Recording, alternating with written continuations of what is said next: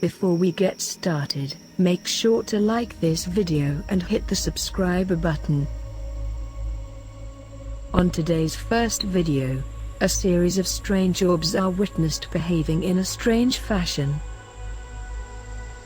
The orbs move around in an organized way that raises questions as to what they may have been.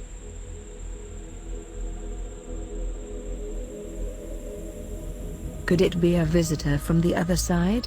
Let us know what you think in the comments.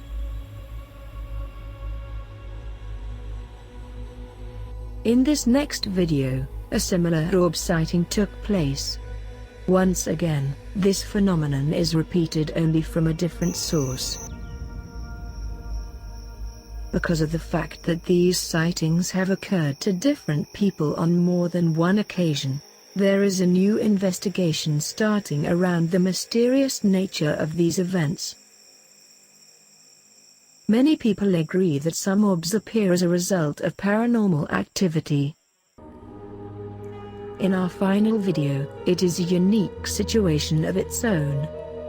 The person who found this footage was unsure if they had just witnessed a ghost, an angel, or something else entirely.